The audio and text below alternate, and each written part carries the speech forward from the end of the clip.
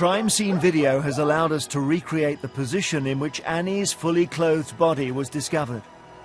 A single shot had first passed through her left hand before entering her neck, fatally damaging her spinal cord and severing major blood vessels.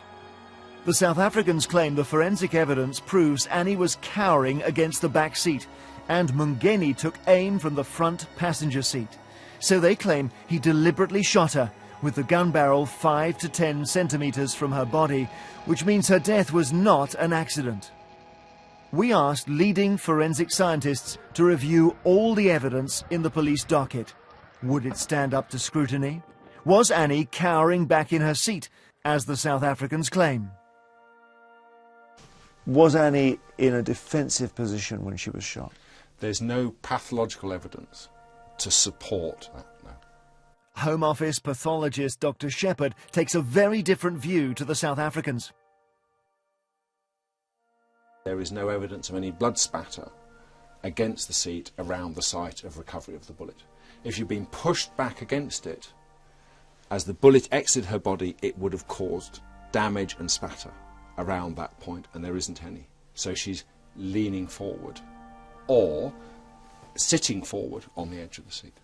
It surprises me that the scenes of crime people have not considered it. And we have a pink rod going. If Annie was leaning forwards, can the South Africans be sure the gun was held at a distance from her? The size and shape of that pattern of soot on the back of her hand would indicate a very close range, potentially less than 5 centimetres. Until its closure last year, Mark Mastaglio was the leading firearms expert at the Home Office Forensic Science Service. If we take your analysis of the facts, it makes it look more likely that this gun went off in a struggle where it was right up against her. Is that right? I think that's a fair statement. What the South Africans have not done is to carry out any experiments to support the conclusions that they came to. They've made some guesses. It was sloppy. I think this is a major flaw in the investigation. And what about the murder weapon? Could it have gone off accidentally?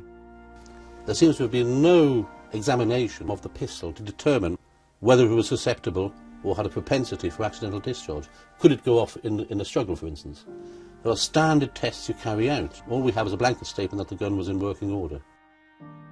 If tests were not done to rule out accidental shooting, does the post-mortem evidence support the South African view that Annie's death was deliberate, and if so, a planned murder? If it was a deliberate shot, I'd have expected a shot in the head, maybe over the heart, not one that struck the neck. It's an unusual place for an assassination. So, on that basis alone, and it's a very weak bit of evidence, I would veer towards an accidental discharge rather than a deliberate shooting.